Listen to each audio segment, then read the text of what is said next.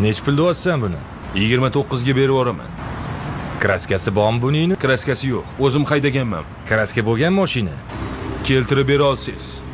Mashina shundoq sizga o'tib ketadi. Keyin xafa bo'lib qolmaysanmi? Yo'q aka, nima xafa bo'laman? Gapimga javob. 5 tashing. Zavodda kraska bo'lib chiqqanmi? Kraska bormi yo'qmi deb so'radim sendan. Sen yo'q deding. Bu hamma mashinada kraska bo'ladi-yu. Sen tilingdan yeding, bo'ldi.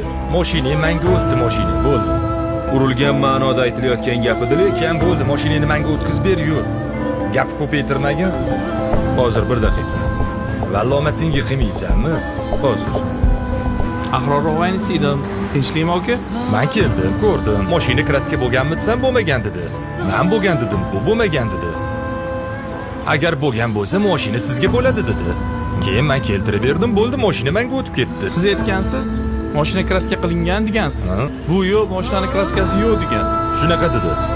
O'rtoq xabar bo'lmagani, mashina bularga o'tibdi unda. Mashina urilgan bo'lsa kraska sepiladi-yu, shu ma'noda aytdim bularga. Sen gapirdingmi, gapingga javob ber. O'rtoq, bular hozir haq, mashina ularga o'tyapti. Bitta choyxona menda. Gap yo'q aka. Qaysi choyxona? Luboy choyxona. Mayli boshlang. Qani yur.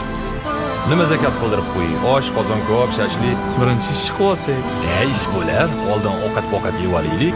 hujjatlarni olib chiqishda choyxonani shundoq borib o'tkazib kelardik. Tushunmadim. Qanaqa hujjat? Og'zingizdan chiqdimi? Choyxona mendan dedingizmi? Siz gapdan ushlab oldingiz. Mana gapga javob deb turib, mashinani o'tkazib bermoqchimiz. Qani siz ham erkak bo'lingda, choyxonamizga o'tkazib bering. Yo, men endi u ma'no deb.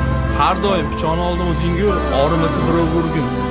Agar gapingizga javob bera olmaysizmi? Nima qilasiz unaqa katta gapirib? Tushundingiz? Ham 5 olingda qaytib birov aka menga umiddaman. Sen bilan ham. Yur.